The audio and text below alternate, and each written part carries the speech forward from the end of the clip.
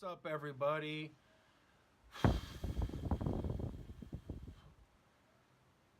Happy Thanksgiving, everybody. If you're still in a food coma like I am, holy smokes, was dinner good? But, anyways, I just finished eating dinner and I almost fell asleep here, but I wanted to get some of these things out. I wanted to get some of these things out with the game. There's a couple of observations. Yes, absolutely. That's going to be the first subject. The first subject is let's just get right into it, okay? Number 1, I don't know how much longer I have before I pass out from this food coma cuz oh man. Anyways, it was tremendous dinner. So, that being said, but it was more tremendous hanging out with the family. So that was something that was I rather enjoyed more than the meal itself. But that being said, let's get right into this Cowboys versus Redskins game. Holy smokes, there is a ton of takeaways from this game and the ramifications of this game and some kind of key points, right? So, everybody talks about how, obviously the Cowboys have won. They're 3-1 since Amari Cooper has come in. Really, let's just call it 3-0 in the last 3 games. And there's a bunch of reasons why that's been working out for him, okay? The Cowboys are winning not because Dak Prescott is playing better, not because anybody else is necessarily playing better, but because of the play because of how defenses are strategizing or getting ready for the Cowboys, right? So this whole thing with Ezekiel Elliot, right? Everybody knows he's a good running back. He's a quality running back. He has skills. He doesn't seem to be hurt or anything like that. He's a healthy back, and it's like, how come he doesn't have more yards? How come he doesn't have more? How come he's not the league leader in rushing, right? And you say to yourself, this guy's tremendous. He's all these other things. He's a beast. He's a big guy. He's a big back. He doesn't look like he can get hurt. All these great things about him, right? He's versatile. He's what you want in a running back, right? And everybody says, well, the coaching staff sucks and the system he in doesn't work and this and that. Wrong. This is what I've been kind of talking about. This is what I've been talking about with when you add a receiver's presence. And that's why these receivers are so important, whether they're 100 reception a year guys or not. But if they're a capable, competent receiver in the slot or in the outside or a tight end, right? Those 3 positions directly affect how well a quality running back can do. Zeke Elliott has averaged 130 yards a game. In other words, he could, if he had this set up from day one, not only could the Cowboys have been maybe 9-2 or 10-1, but he probably would have had about 1,300 yards already.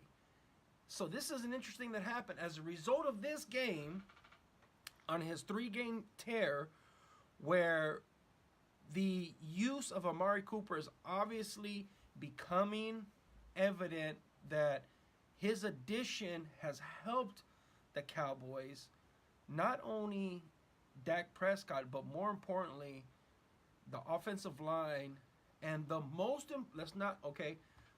important aspect of the Dallas Cowboys that are benefiting from Amari Cooper is the defense. Because of the defense, now, because of Amari Cooper, I'm gonna go through the little sequences, right? So Amari Cooper comes in. It makes defenses play Ezekiel Elliott where it can't be just 8 men on the box all the time, right? So what that does is here's kind of the domino effect. Amari Cooper comes in. Now you can throw a little. Now the passing game could be a little bit more effective. You have to play Ezekiel Elliott a little more honest. Thus, a great running back can take advantage of those weaknesses because instead of him having to beat 8 people in the box, he has to beat 7. And I know it doesn't sound like a lot, but that one guy is a difference from you averaging 60 yards a game and being a 1,000-yard rusher and an average back to what he's doing in the last 3 games is 130 yards a game, and he's able to allow the Cowboys to dictate the pace of play, right? So what does that do? Now, if you make a turnover, you can't survive it because you're not going to get a whole bunch of chances, right? Number one. Number two, what the Cowboys did that was very smart too is this last game that they did, they split their play selection 34 to 39. That's a completely balanced offense, right? Obviously, they were playing with the lead, for the most of the game. But that receiver also, the addition of just that receiver meant, or it happened this game, and the Cowboys have won 3 in a row, and they're 6-5 now, and they're tied for first place with the Redskins. And the Redskins are on the downslope because why? Their starting quarterback got hurt. This is what happens. Injuries are going to be the new determining factor for this last part of the season. If a major player gets hurt, you're out. If a major person on defense, you're out. A quarterback or a marquee running back get injured, you're out. It's just the way it works nowadays. There's not enough margins for you to make up for that at the last minute because then you have to adjust your offense completely. But so I'm getting a little sidetracked here. Let's stay back to this point. So this whole domino effect, right? Amari Cooper comes in. It helps Ezekiel Elliot. It helps with time of possession.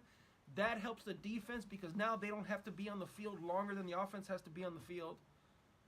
Right? Time of possession was 39 minutes to 21 minutes or something like that.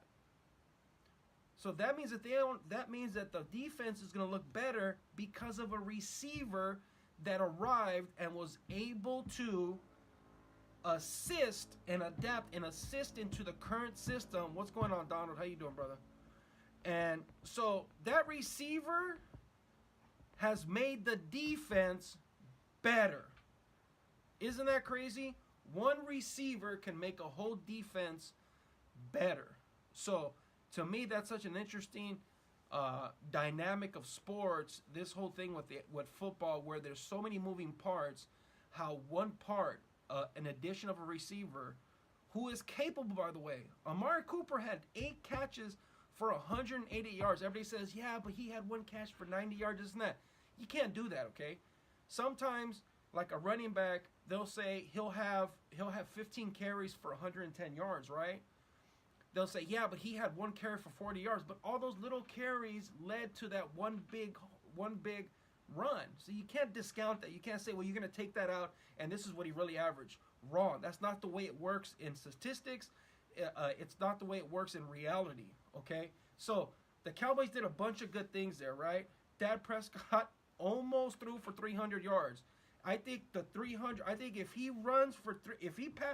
Dak Prescott throws for 300 yards, you know what's going to happen? It might be discovered that the earth really is flat. Like, it's not going to ever happen. Dak Prescott, don't concern yourself with throwing for 300 yards like all these other quarterbacks that are going crazy. You're winning games with the system you have. You guys are managing the clock. You guys are playing pretty good defense. And my understanding is Sean Lee did not play this game, and he's supposed to be coming back. So that is a quality part of the defense that when they get back, the Cowboys are going to be better. If everybody stays healthy, you got to really look out for the Cowboys because now you have a good running back. You have a capable offense. You have to respect the run. And that means that your defense is going to be on the field less than the offense. That means that those players that do get fatigued maybe don't get fatigued. Maybe they don't get tired. Maybe they don't get as tired and they can run harder. So if you're controlling the clock, and more importantly, if you're controlling the clock and you're running the ball and you're scoring and you're getting stops, that's how you win games, right? And then here's the last stat of that whole game, which is kind of an interesting stat. There was 3 turnovers, all by the Redskins, and the Cowboys didn't have any, right? That's how you win a football game. Everybody, again, and I keep talking about this, everybody talks about the NFL, you can't touch the quarterback, you can't do this. It still boils down with time of possession, right? Where you're essentially, if you dominate time of possession, you're controlling the pace of play. right? And it becomes your game, right? So once that happens, you have control of the game. And then when a turnover happens, you can capitalize, you can put yourself in a position where you're going to win a close game. You can win very close games. You can win tense games. You can win games where it's you don't have very much time. So those are all kind of factors there, right? So the Cowboys-Redskins game was a very interesting setup or scenario because of the fact. What's up, everybody? Judy, Juan, June, Sal, everybody, what's up? How you guys doing? Happy Thanksgiving. I'll be there in a little bit. So anyways, so that Cowboy-Redskins game was a good example of how teams need to win going in the future. So again, this was my observation, and this was the contrast to the Saints where they got Des Bryant, but obviously Des Bryant got hurt. But if you're winning, if you're the Rams, if you're the Saints, if you're the Chicago Bears, and by the way, the Chicago Bears are 8-3, they're a good team, but their quarterback, if Trubisky is not good to go, if Trubisky is not going to be 100%, I like the Bears, man. The Bears have a good little formula there, and thank you to the Raiders for giving us Khalil Mack. He still does not know the playbook. He was on ESPN doing an interview, and he said, "For what?" He said, "What I got no playbook for? You know what plays I got? You know what plays I call? Get them. That's all the plays they tell me to do. Get him, Khalil." And he's like, ding. I don't have sound effects. This is very low production, right? Ding. Right? So that's what happens. Khalil Mack is helping that defense play better. They're 8-3. Nobody thought Chicago was going to be 8-3. In the preseason, I think they were supposed to be like 2-14. And the Raiders were supposed to be going to the Super Bowl.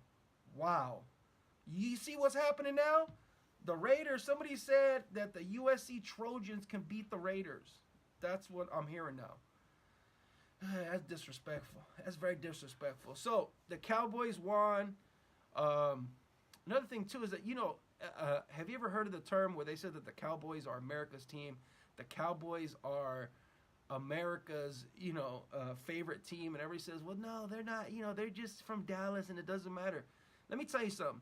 When you play on Thanksgiving every year, you could call yourself America's team. All those people, all those workers and everybody are working on Thanksgiving.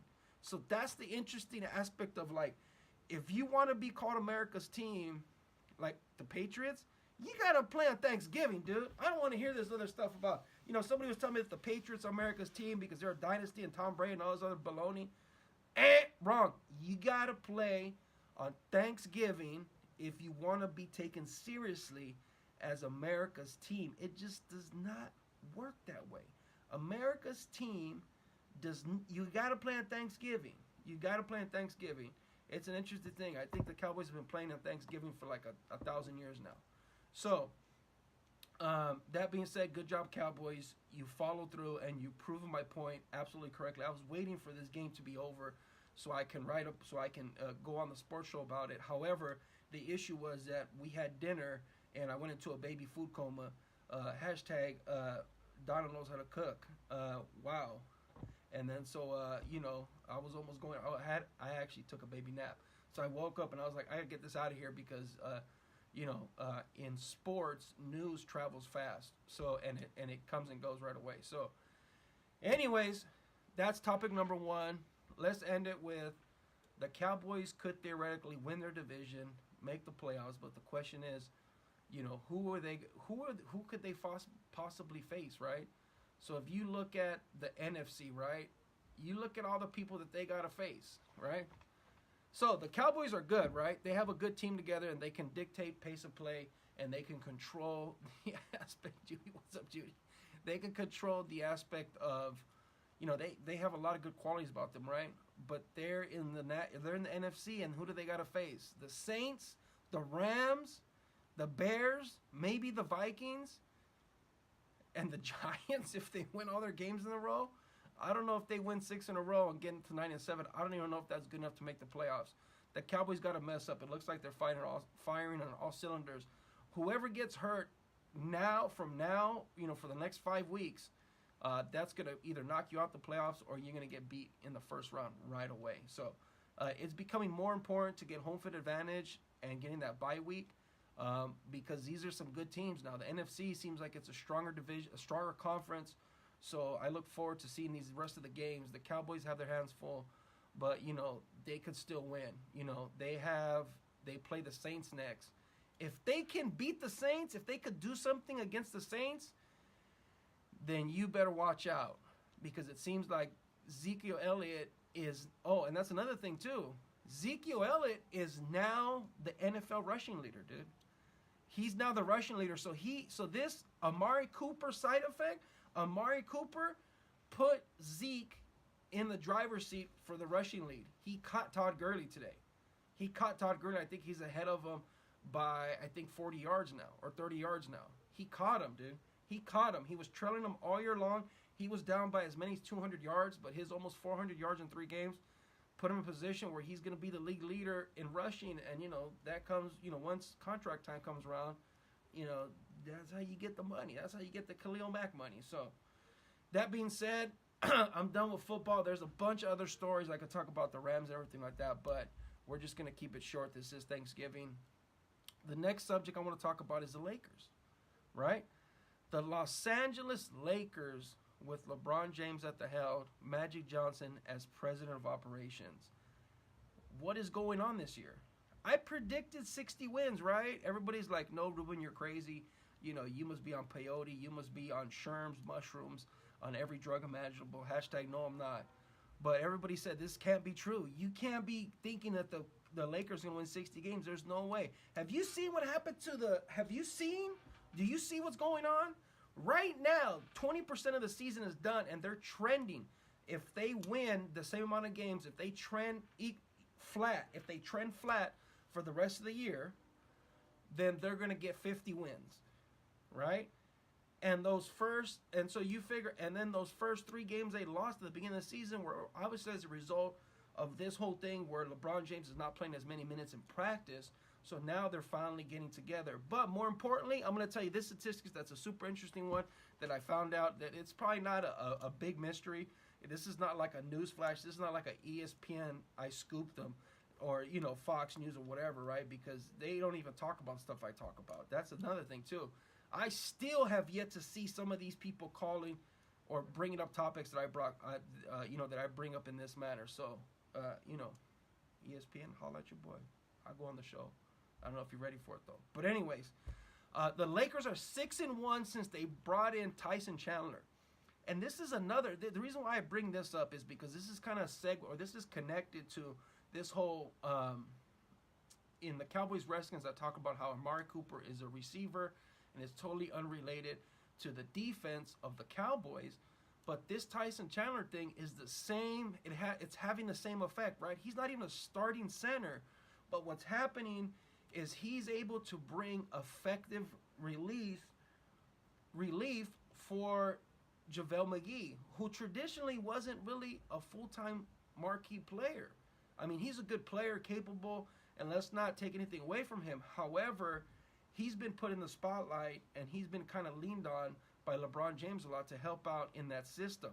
So the Los Angeles Lakers are now in a position where, just like I said, their second squad is getting stronger. That second unit that comes in, you got to be ready to play too. Because now you got Tyson Chandler who can still bring the heat. He's maybe not, a Dwight Howard. He's not an Andre Drummond. He's not a Joel Embiid. Yes, he's not that great, but he's very capable. He's an experienced. Let me say it again. He's got his 10,000 hours. He's experienced. And for those of you that don't know what the 10,000 hour rule is, how dare you? You better Google that. I'm just going to tell it to you, okay? The 10,000 hour rule is if you put 10,000 hours into anything that you practice, and at the end of those 10,000 hours, you'd be considered very proficient in whatever you do. Now everybody says, "Well, I got good at what I did with less than 10,000 hours." Well, okay, maybe you're a genius. Okay, maybe you're super smart. Maybe you're super fast. Maybe all those things are great. I'm not saying that rule is, because some people, they put 100,000 hours into something and they still could barely tie their shoes. Okay, so it doesn't fit for everybody. It's a general rule. It's a general concept, right? It's just like and then also too, it's like in the whole, like say like a carpenter, right? They're an apprentice for 5 years. It's the assumption that you're working 2,000 hours a year, and in 5 years, you'll become proficient in carpentry and you'll be called a journeyman. So in other words, that experience matters. So this old rule or this old concept, I think holds true with a lot of things. And then so we see this in sports, right? Where we see somebody like a LeBron James who's used to putting these oddball teams together.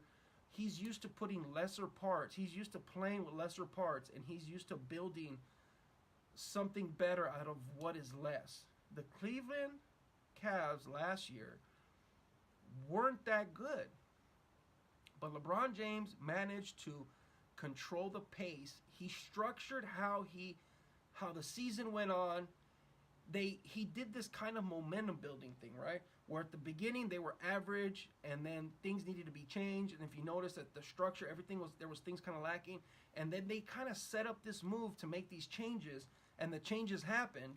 And what happened? Now the team started running better. Other teams got hurt. The injury bug affected that, right? And so one of the things is,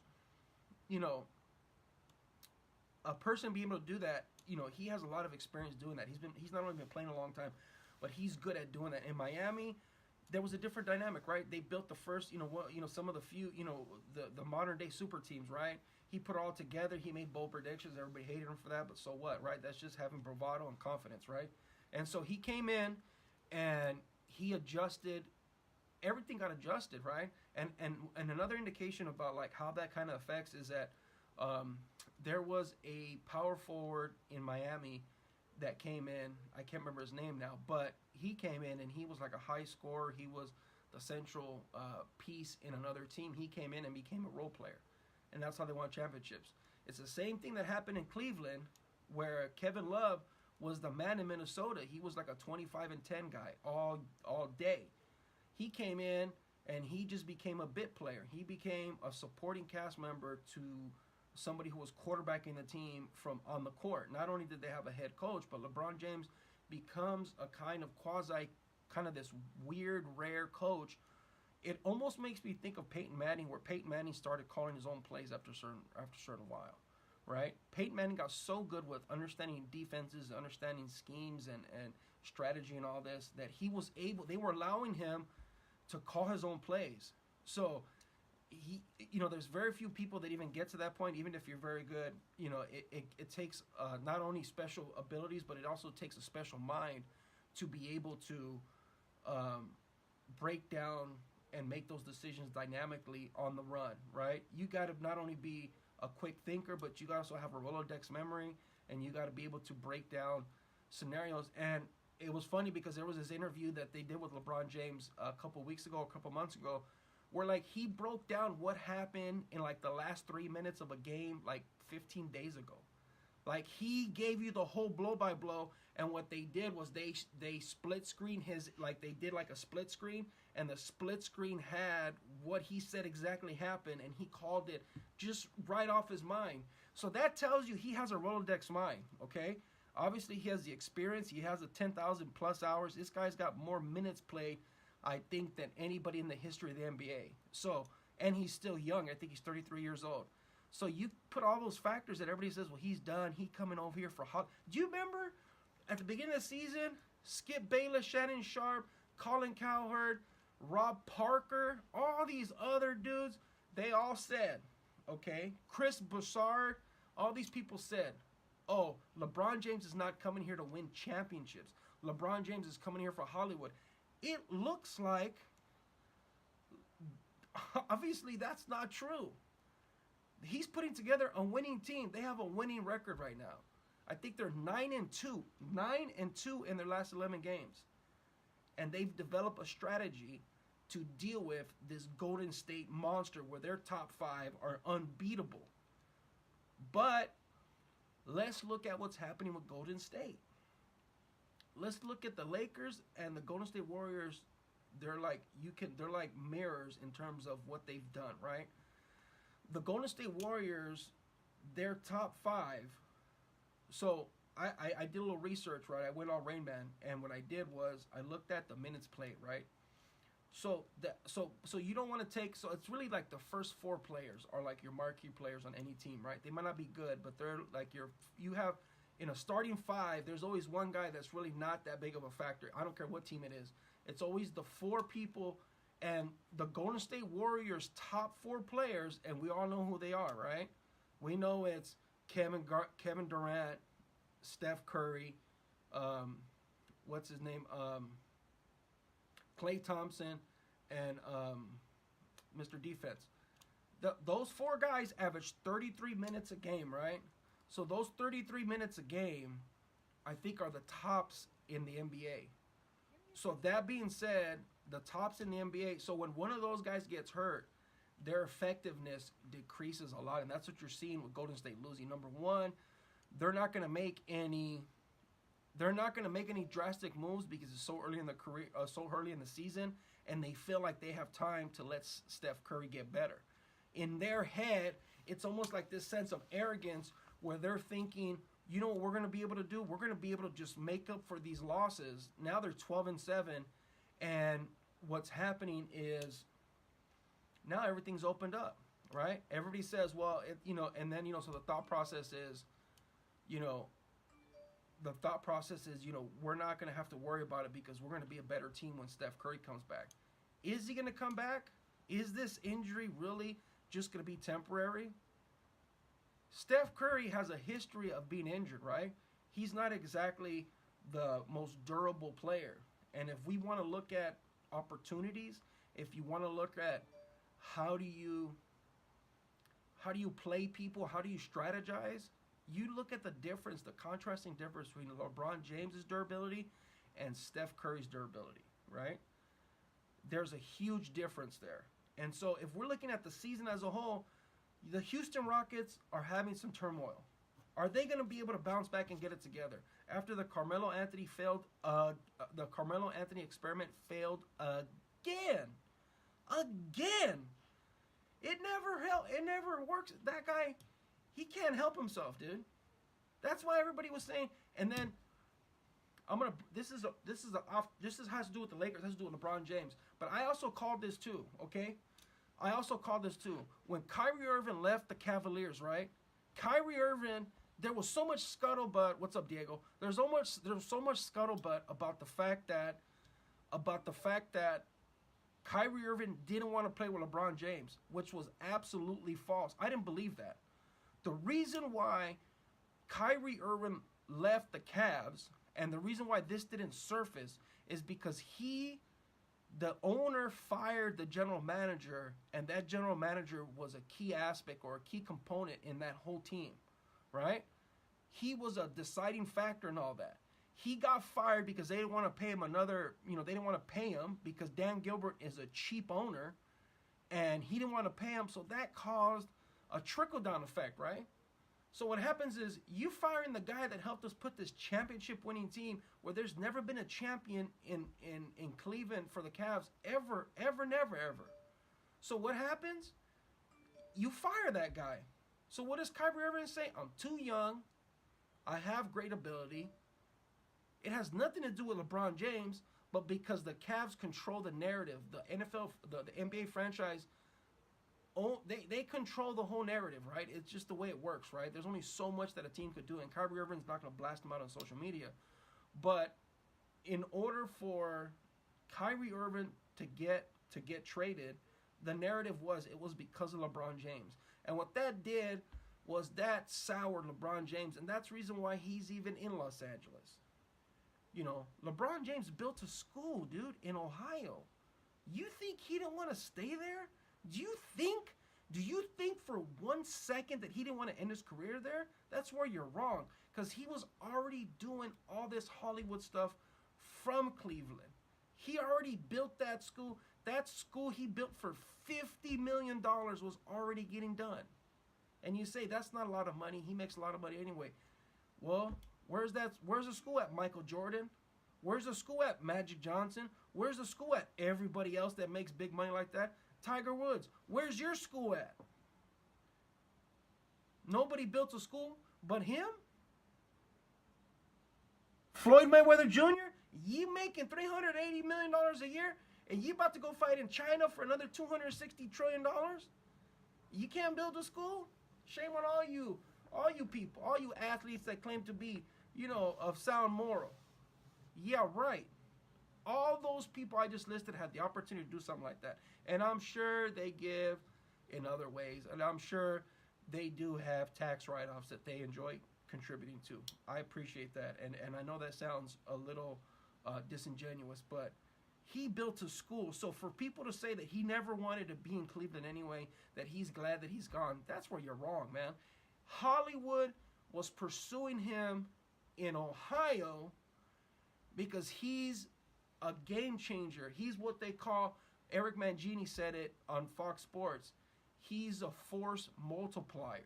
He makes all these people play better.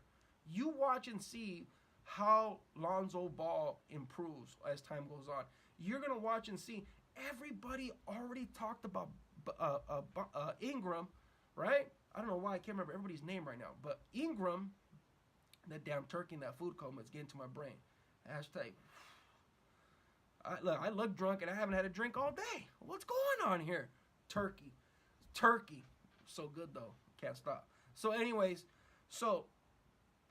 I guess back to what I was saying is, these teams have to get, when they get, when the Lakers are 6-1 in the last 7 games, do you think LeBron James didn't have his input in bringing Tyson Chandler in? Tyson Chandler, when he wanted to become a Laker, did you see how excited he was?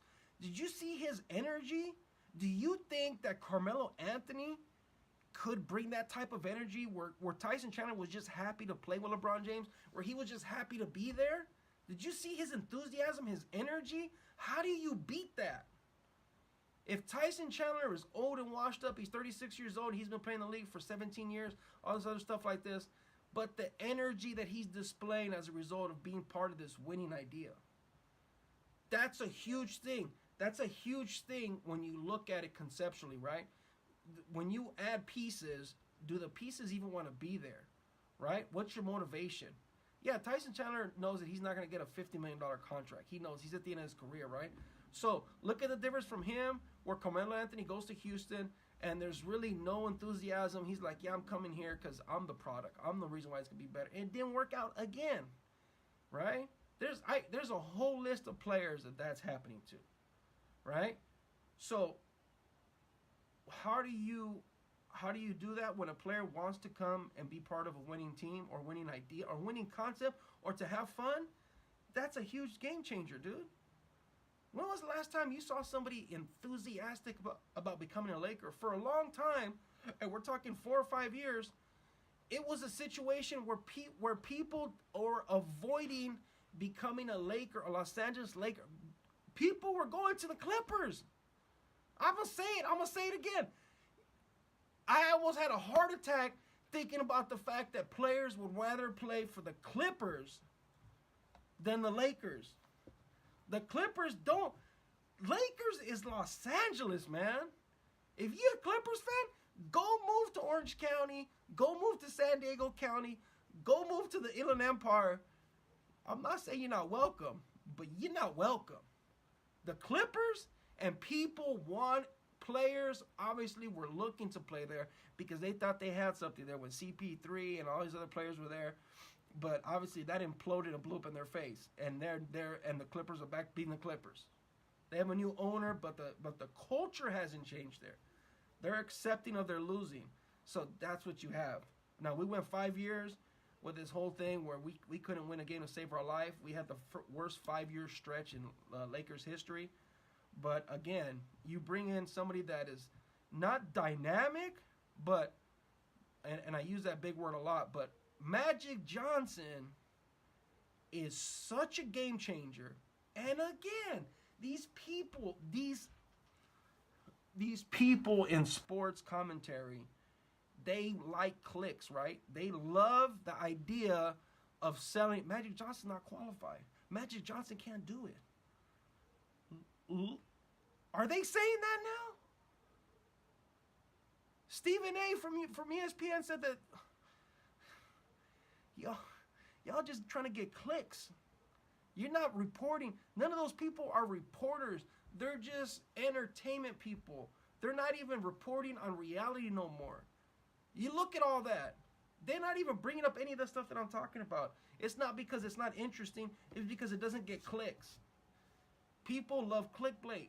Clickbait, not clickbait. Clickbait. And that's what those statements are. And so what happens is that changes the perception of these teams. Houston, they're not going to win more games than the Lakers. You're going to see the disarray and disorganization that is existing over there. If the Golden State Warriors can be healthy for 20 games at the end of the season, they might be back. But just like I said, that their second unit is their downfall. That's why they're losing the games. I called it. I called it exactly. If they get hurt, right, then it's going to result in them not being able to win games because those top four guys, they're too top heavy. And the reason why they're top heavy, it's not any fault of the Golden State Warriors, but it's because of the fact that the Golden State Warriors have such giant. What's up, David? What's up, Liz? What's up, Jeff? What's up, Nick? Oh man, we got two more people. We got Mike Thompson's RV over here. So anyways, long story short, that's the thing with LeBron, and I'm gonna go to my next topic here. And this is an interesting thing, right? And it's going to be on the NBA. But you know how, like, when LeBron James was on the East Coast, right? He was in the Eastern Conference, right? And if you follow basketball, then you'll know what I'm talking about. Everybody said that it's LeBron James's division, or conference, rather. And the West Coast, the Western Division, is way more powerful and strong and this and that narrative. And everybody believes that, including me. I was like, well, yeah, okay, that makes sense, right? The Western Conference is where there's the play is a little bit higher, right? So here's what's happening that's interesting, though. This is why these players like a LeBron James, a Michael Jordan, imagine if Michael Jordan went to different conferences in his prime, right? That's what kind of LeBron James did. What is happening, not what could happen, not what might happen, not what these sports pontificators will tell you. This is actually happening this year. LeBron James went from the Eastern Conference to the Western Conference. And why is the Eastern Conference now looking stronger than the Western Conference? Why does it look like the Western Conference is becoming the LeBron James Conference now? Is this because this high? So that's like, what if Steph Curry or Kevin Durant went to the East, played for an Eastern Conference team? It changes the whole dynamics of the NBA, right? He came in, and he's not only making the Lakers good again and this and that, but now teams, you can't just beat these people, and you got to play them more on the Western Conference. So Golden State Warriors, they don't care about the beginning of the year, right? So you could catch those guys and beat them, right? They get hurt all the time. The Houston Rockets, it's always an issue with them. There's always a problem. It's like your friend that always has 30 cents less to pay for something. You got to cover them. Why does this person never have exact change? You're like, all right, you got $10. You don't got 30 cents? You ain't got 10.30? You don't know how to plan your purchases? Yeah, that's like the Houston Rockets are that friend, right? So that being said, it seems like there's a flip or a switch based off of where these players go. And there's only one or two players in the NBA that have that type of effect, right? Steph Curry and Kevin Durant are on the same team. If they both left and went to the Brooklyn Nets or anywhere where they're not playing very good and they're on the Eastern Conference, it would happen where now everybody on the Eastern Conference has to load up, right? So now everybody has to load up and they can't load up. So in the Western Conference, who's trying to beat the Lakers now? Everybody, right? Now they're becoming a problem. Now it's becoming an issue where you have to have a different type of setup. So now the Lakers did a wazooey on people where this is what they did. They put in position where they have a strong second unit, right? Because they can't compete with Golden State's front five, right? Nobody can, right? People have tried it. It doesn't work. Houston got close, but then the injury bug messed up CP3. They were actually up, but it didn't happen. It didn't happen. So now, here's the biggest problem now. The Lakers have a different setup. So how are you going to beat the Lakers and the Golden State Warriors? The answer is you can't. The answer is, who are you going to face in the Western Conference Finals to get to the finals? The top-heavy Golden State Warriors or the balanced, strong second unit Los Angeles Lakers model? You can only plan and prepare for one setup. So who are you going to face, and who's going to end up there? Now, the craziest part is the Lakers and the Warriors are in the same division. So what's going to happen? Only one of those people can win the division, but they all can make the playoffs. But if it's a 1 versus 2, if my theory or my assumption is correct, and the Lakers win 60 games, it's a 1 or 2 seed they're going to be. Which means the Golden State Warriors, which they're not really as concerned with their record. They just want to get into the playoffs healthy. See, they're playing triage now where they're like, we don't care about the standings. We know we can win. We have a good team. We just got to be healthy now. They don't even concern themselves with consistency no more because they believe in their front five so much. And that is a fatal flaw, by the way. And that is going to hurt them this year. Because if somebody else goes down and gets hurt, it's going to be really hard to get consistent and a proper flow. And it's already 20% of the season goes on. Steph Curry, we don't know how injured he is. The Houston Rockets, I don't exactly know what the issue with them is, but they're in the eighth position now. Memphis Grizzlies have won 5 games in a row, and they're in the top of the Western Conference, dude. How weird is this right now? The Portland Trailblazers, which we beat, by the way. We beat those guys, by the way. They're the number 2 seed. So if the Lakers beat the number 2 seed pretty handily, I might add, we're there. We're in position. We got to continue to get consistent. We got to continue to gel, and we got to plateau at the right time. So this LeBron effect, East versus West, it's completely flipped around because he's gone over here. So that observation, that thing that is happening, because you look at the Eastern Conference, Toronto Raptors 15-4, Milwaukee Bucks 13-4, Philadelphia 76ers. The Celtics are 9-9.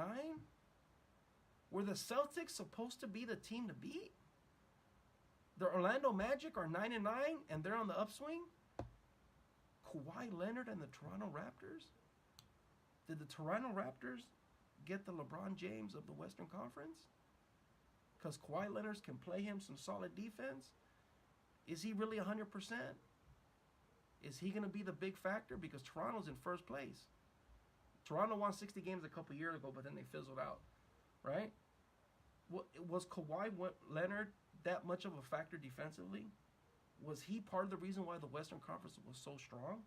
And him leaving, did that void be so big that now it's diminished the Western Conference? Where now the parity in the Eastern Conference, the number 1 seed in the Eastern Conference, look at these statistics, okay? And I know I'm boring some people, I'm sorry, but this is my show. I'll talk about what I want. The Toronto Raptors are 5.5 games ahead of the 8th seed, the Boston Celtics, right? So there's parity, but there's a little disparity. There's a little, there's some distance there, right? The number 1 seed for the Western Conference team in the NBA is only 2.5 games ahead of the number 8 seed. That's an extreme case of parity right there. There's nobody front and center that's leaps and bounds ahead. You can't be the Golden State Warriors and say that you're going to beat and dominate these people because you got to be healthy. If you're not healthy, then you're not going to catch the W. It's just the way it works, So, anyways, I thought that was an interesting observation about the Eastern versus Western Conference. If you've been following basketball like I have for a long time, there's this whole notion that the Western Conference is way more powerful and dynamic and aggressive, and there's more winning teams out there.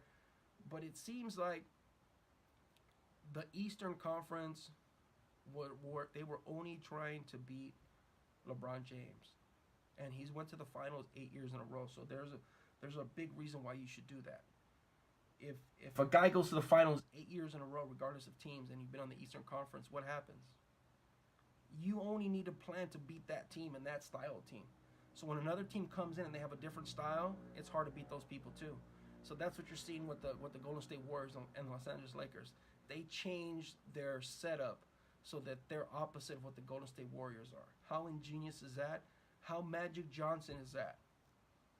We can't beat you with the front five because nobody can beat you with the front five. You have the top 2 best players in the NBA in Steph Curry and Kevin Durant. You know what we're going to do? We're going to have the strongest 10 people. We're going to have the strongest second unit. And we have a pretty good guy named LeBron James. And that's getting them W's. They're 3 games above 500 now. Interesting take. Western Conference is getting beat up by LeBron James effect. So, anyways, if you watch this far, thank you for watching. I'll talk to you guys later and look forward to the next one. Thank you. Bye.